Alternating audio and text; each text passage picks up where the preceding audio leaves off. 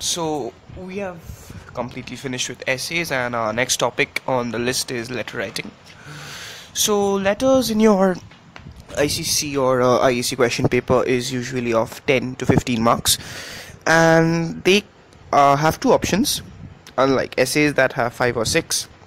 So, now these two options usually can be subdivided into two parts. You have formal letters and you have informal letters. So we shall start with the first, that is formal letters. Now we shall look at informal letters after this. So the first question that arises when we look at this is, what are formal letters? So the point is that a formal letter is something that you write to a very important and somebody really high for doing something equally important. Okay, so suppose you're writing to a very esteemed writer, or you're writing to a judge or editor of a newspaper, the policeman, a municipality chief, or a councillor. So all of the principal of your school, some teacher, all of these requires formal letter. Basically anybody who is above in rank and respect than you are, family not included, is a formal letter writing. Now this is usually the second option in your ICC question paper, and the main thing that you need to know in such a letter is that these people, that is such high standard people, they really don't have a lot of time to read your letter. Okay, so a formal letter needs to be very short, very crisp, very accurate, and it needs to convey a very long message in the shortest words possible. So we have actually, in an essay there are three parts. You have the introduction, body, and conclusion. In a letter there are also three parts. You have the format of a letter, because a letter needs to be written in a very specific format. You need to have the format correct, and when it comes to a formal letter, the point is that it's the format carries the most of the weightage. Okay, format carries like 5 out of 10 marks. That's almost 50% of the weightage. The reason being that the formal letters are very short, so in the body you really don't have to write a lot. I mean, your body can be as short as 5 to 6 lines, but the whole marks is dependent on the format. And also obviously there's the formality, that is how formal in your approach are. So obviously we need to have a look at the format of writing a formal letter. Now this is the part where I want you to pay attention really closely. Okay, so the first thing that comes is your address. Okay, right here. So your address and house number and street. So suppose your address is XYZ apartment, ABC street. That should be the first line of your address. The next line should have your city name followed by your zip code. That's the 7-digit zip code if you're, or the 6-digit zip code if you're from India. So, and after that you need to give the date. Now the date has to be in a date, month, year format. Now I'm not saying DDMMYY. The reason being that you need to spell out the month. Okay, you're not allowed to use numbers in case of the month, so you need to write 17th April 2017 like that, or 18th April 2017. That is important. Now once you're done with this part, the next thing that comes is the recipient's address. It's right there. Now the recipient is the person who will be receiving your letter, so you may or may not know his address, and the point is that the recipient's address should first have his designation. That is, if you're writing to a person whose name you know, then obviously his name will do.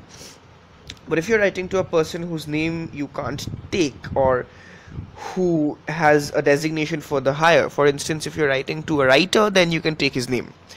But if you're writing to your principal, then you can't use his name. You need to say that the principal. Then you need to give the office name and address. So in case of your principal, you would obviously give the name of your school as the office name, and address should be the address of your school. Now the point is, in case you do not know the address, then you can just write the name of the city and country. That will work, because formal people are usually in very high offices. So the moment you write the office name, the postman can actually trace it out for you, so that won't be much of a deal. Now next you have salutation. What do you mean by salutation?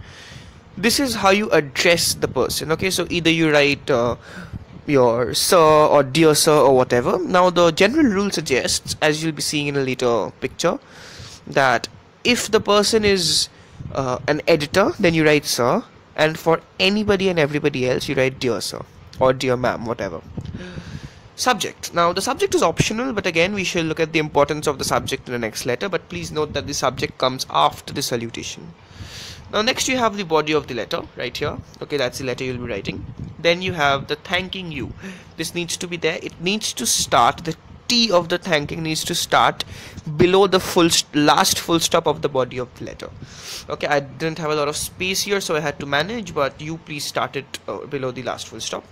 Then you will have yours faithfully right here, followed by your name and your designation. So your designation means what work you do. So if you are a student, then it should be like your name, space, your roll number and class, like that. Okay, so moving on. Now, like I said, that the subject is very important. You should know why the subject is important. So, like I said before, that these important people don't have a lot of time to read a lot of letters. So, obviously, the subject is very important because they will read the subject and they will try and understand if the letter is important enough to, you know, like actually give some importance to. So, the point is, if your subject is short, then it really won't cut the ice. So your subject needs to be crisp, not short, but it needs to convey the whole message of the letter. Okay, so suppose for instance you're writing to your principal for a leave of absence, then the subject should be leave of absence. That your principal knows that you know, you really need a leave of absence and can instantly read or not read your letter and just grant you. Now, creating the body. So ideally a formal letter should be like very short. Okay, first you introduce yourself, who you are. Okay, especially this is if you're from school writing to a teacher.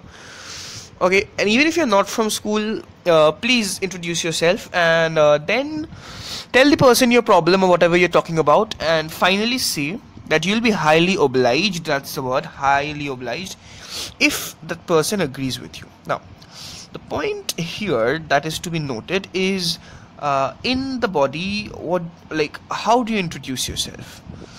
Most questions in your school exams will tell you that is what you need to do. Okay, they will either say that as the president of your nature club, invite somebody, like that. So if you're given something, then please don't change that. So if you're given that you are a clerk working in an office, write to the manager asking for a leave of application. In that case, your designation should be clerk space office name. That's it, nothing else. So whatever is given to you, please follow that. Moving on, to write the recipient's address, like I told you, that there can be two possible scenarios. Either you know the name or you don't know the name. If you know the name of the person, then you write the name and address, and especially if you can pick the name of the person. In the second case, if you don't know the name of the person, then you just write the designation of the person, like I said, the principal or the editor or whatever, and the office address. Now, writing the ending, that is the ending part where you write yours faithfully. So the point is that the ending can be either yours faithfully, which is usually preferred universally, because if you write something else, remember that sincerely is not allowed. That's a mistake a lot of people make. So either it's yours faithfully or it's yours truly. These are the only two things allowed.